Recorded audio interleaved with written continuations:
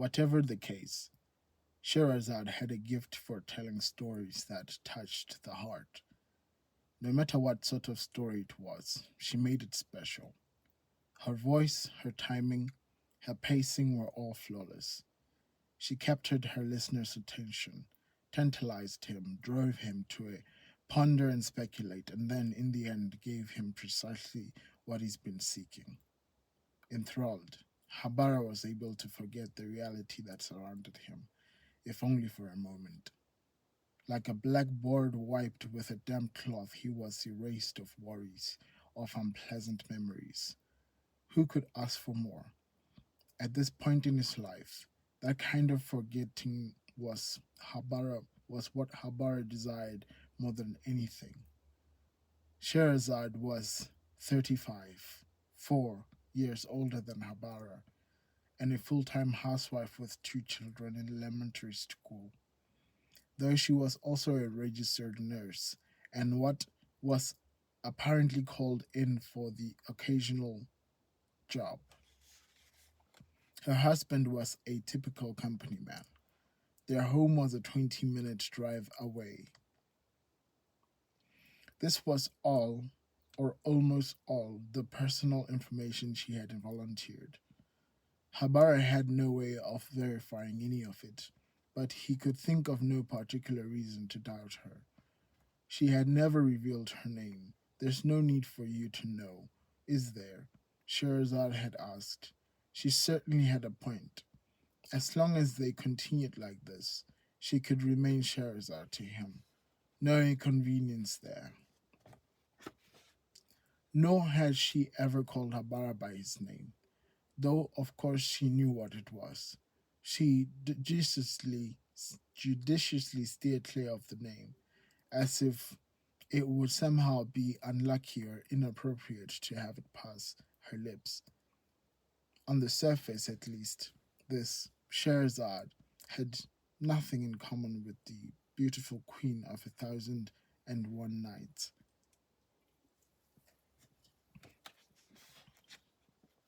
She was a housewife from a provincial city, well on the road to middle age and running to flab. In fact, it looked as if every nook and cranny had been filled with putty, with jowls and lines webbing the corners of her eyes.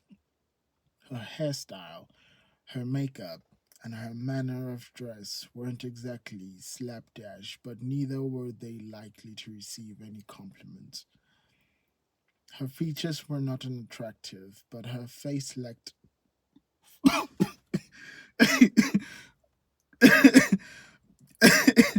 um,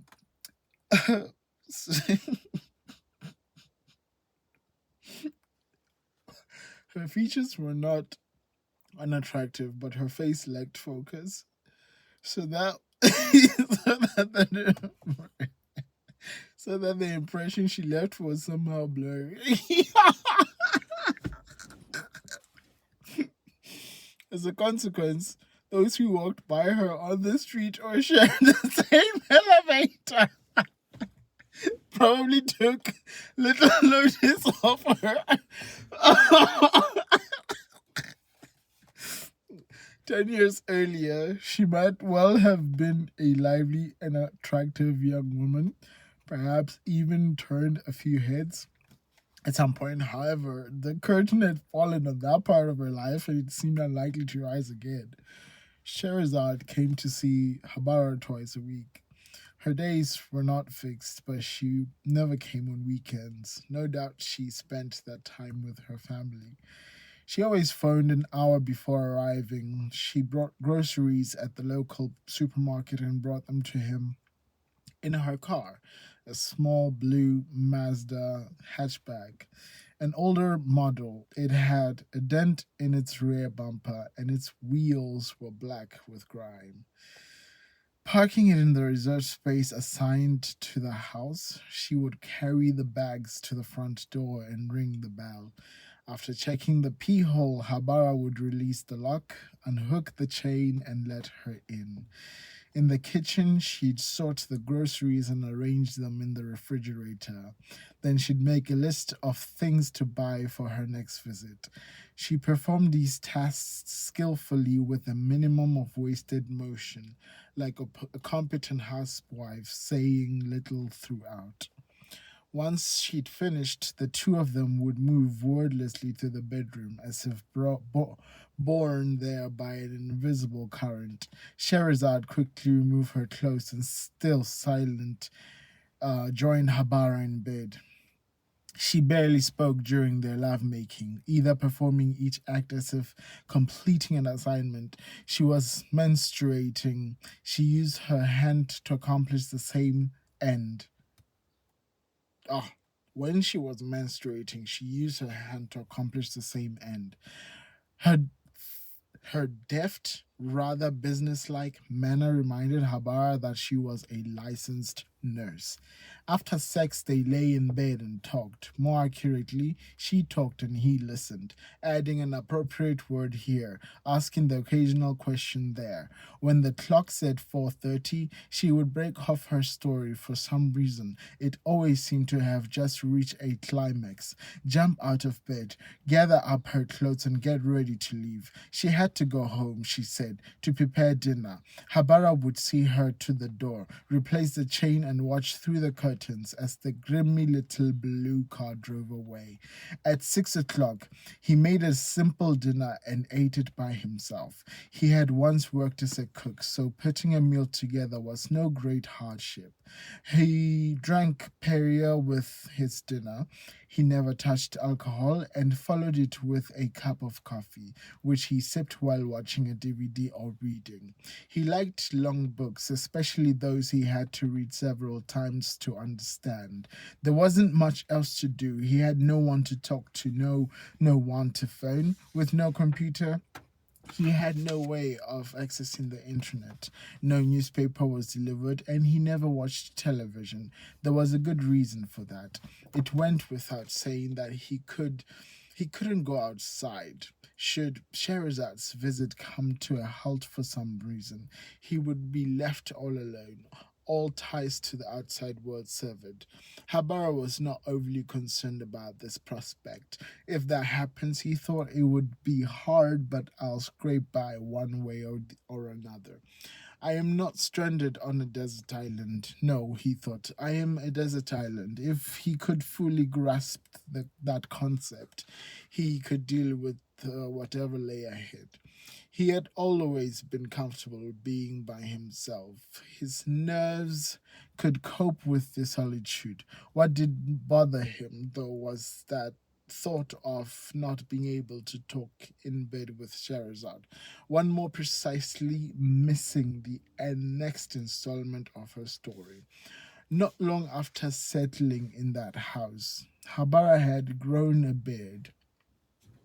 His facial hair had always been thicker than that of most men. Of course, he wanted to change his appearance, but there was more to it. The main reason was to help kill the copious amount of time he had on his hands. Once it had grown in, he could luxuriate in the sensation of stroking his beard, or his sideburns, or his mustache, for that matter. Or he could spend hours trimming his facial hair with a razor or a pair of scissors. For the first time, he realized how useful a hairy face could be, simply a diversion from boredom. I was lamprey ill in the former life, Sherazad said once as they lay in bed together. It was a simple, straightforward comment, as offhand as if she had announced that the North Pole was in the far north. Habara hadn't a clear clue what sort of creature or a lamprey was, much less what one looked like, so he had no particular opinion on the subject. Do you know how a lamprey eats a trout? She asked. He didn't. In fact, it was the first time he'd heard that a lamprey ate trout. Lampreys have no jaws. That's what sets them apart from other eels. Huh? Eels? have jaws.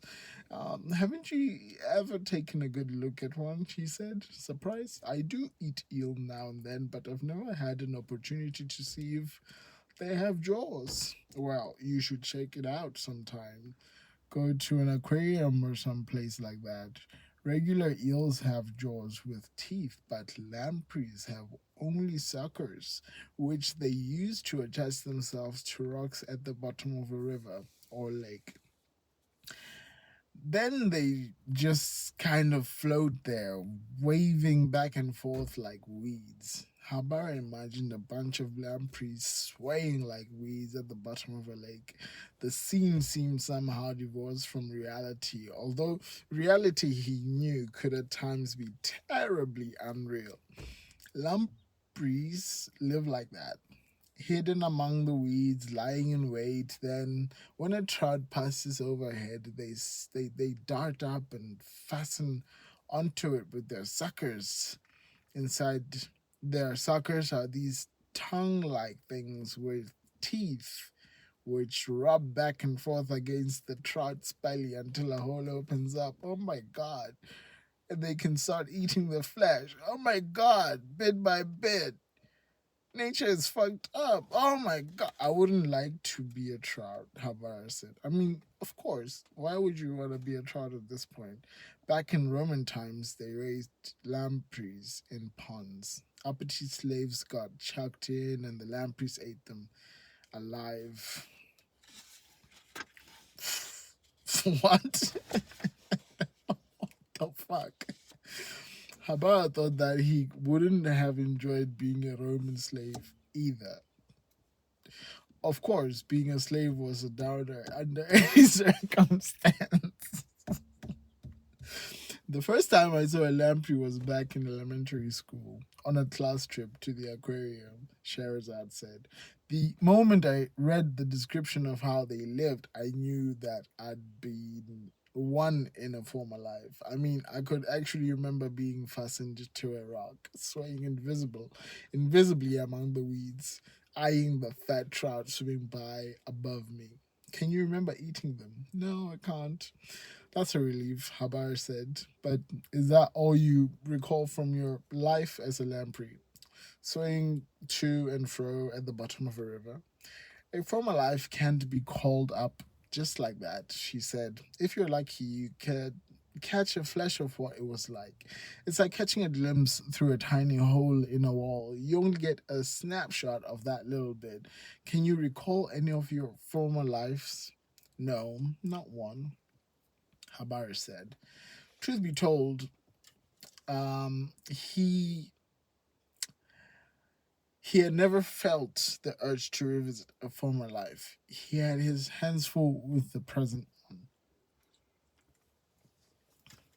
Still, it felt pretty neat at the bottom of the lake, upside down, with my mouth fastened to a rock, watching the fish pass overhead. I saw a really big snapping turtle once, too. A humongous black shape drifting past, like the devil spaceship in Star Wars.